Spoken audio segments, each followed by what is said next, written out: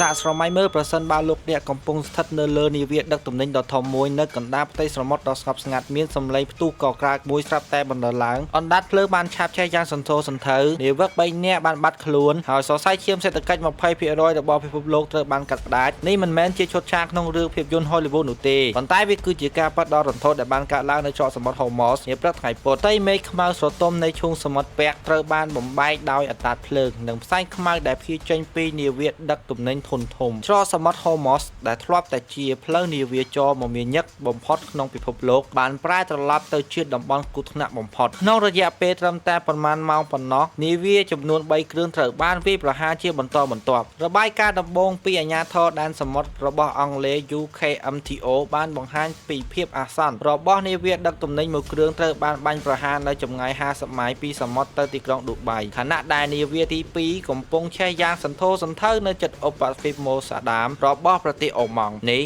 មិនមែនជាឧបទ្ទវហេតុធម្មតានោះទេប៉ុន្តែវាគឺជាការវាយប្រហារដោយចេតនាក្នុងបរិបទនៃសង្គ្រាមដ៏ស្រួចស្រាវនេះក្នុងចំណោមគ្រាប់កាំភ្លើងដែលហោះកាត់ផ្ទៃទឹកនាវាដែលមានទង់ជាតិថៃឈ្មោះថា Mayuri Nari បានក្លាយជាជនរងគ្រោះដ៏ធំធេងនាវានេះបានចាក់ចេញពីសហព័ន្ធអារ៉ាប់រួមឆ្ពោះទៅកាន់គោលដៅប៉ុន្តែមិនទាន់បានទៅដល់គោលដៅនៅឡើយការផ្ទុះដ៏ខ្លាំងក្លាមួយបានកើតឡើងនៅផ្នែកខាងក្រោយកន្ទុយរបស់នាវាហើយរុញច្រានអណ្ដាតភ្លើងចូលទៅក្នុងបន្ទប់ម៉ាស៊ីនសេចក្តីរាយការណ៍ពីក្រសួងដឹកជញ្ជូនថៃបានឲ្យដឹងគ្រប់គ្នាថាមានការព្រួយបារម្ភយ៉ាងខ្លាំងក្លាក្នុងចំណោមនាវិក23នាក់មាន20នាក់ប៉ុណ្ណោះដែលត្រូវបានជួយសង្គ្រោះចោះ3នាក់ទៀតពួកគេត្រូវបានជឿថាជាប់គាំងនៅក្នុងបន្ទប់ម៉ាស៊ីនដែលកំពុងឆាបឆេះនោះទស្សនវិជ្ជានាវិកដែលត្រូវសេះសល់ត្រូវបង្ខំចិត្តបោះបង់នាវាហើយលោតចុះទៅក្នុងទូកសង្គ្រោះក្រោមក្រសែភ្នែកអ្នកតាមដានពីខ្មាំងសត្រូវគឺជាទស្សនវិជ្ជាដែលពិបាកទទួលយកបំផុតសម្រាប់គ្រួសាររបស់ពួកគេហេតុអ្វីបានជាច្រក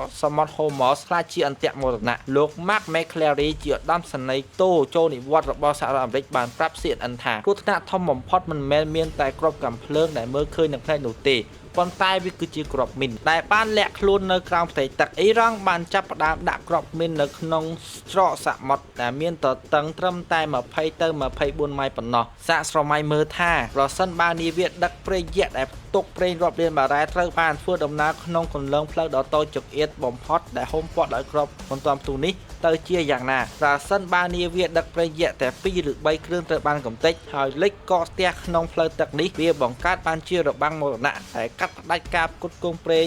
20% របស់ពិភពលោកភ្លាមៗនេះគឺជាសង្គ្រាមសេដ្ឋកិច្ចដែលជះឥទ្ធិពលដល់គ្រប់ផ្ទះបាយទាំងអស់នៅលើសកលលោកកងកម្លាំងឆ្មាំងបដិវត្តន៍អ៊ីស្លាមរបស់អ៊ីរ៉ង់មិនបានលាក់លៀមនៅសកម្មភាពរបស់ខ្លួនឡើយពួកគេបានប្រកាសយ៉ាងចំហតាមរយៈទីភ្នាក់ងារសារព័ត៌មាន FAS ថានាវាដែលមានឈ្មោះថា Mayuri Nari និង Express Rome គឺជាគោលដៅស្របច្បាប់ដោយសារតែមិនអើពើនឹងការព្រមានអ្នកនាំពាក្យយោធាអ៊ីរ៉ង់ម្នាក់បានផ្ញើសារដល់រន្ធត់ទៅកាន់ពិភពលោកថាយើងនឹងមិនទុកឲ្យប្រេងសូម្បីតែ1លីត្រឆ្លងកាត់ទីនេះសម្រាប់សត្រូវនោះឡើយយើងនឹងវាយប្រហារហើយវាយប្រហារទៀតរហូតដល់អ្នកស្ដាយក្រោយចំពោះសកម្មភាពរបស់អ្នកចាប់តាំងពីថ្ងៃទី28ខែកុម្ភៈមកមាននាវាចំនួន13គ្រឿងដែលរងគ្រោះតើចំនួននេះនឹងបន្តកើនឡើងដោយកម្រិតណាស្ថានភាពនៅច្រកសមុទ្រ Hormuz នាព្រឹកថ្ងៃពុធបានបង្ហាញឲ្យឃើញថាសន្តិសុខដែនសមុទ្រអន្តរជាតិកំពុងស្ថិតនៅក្នុងគ្រោះថ្នាក់បំផុតមិនមែនត្រឹមតែជារឿងនយោបាយរវាងមហាអំណាចនោះទេប៉ុន្តែវាជារឿងជីវិតមនុស្សនិងស្ថិរភាពសេដ្ឋកិច្ច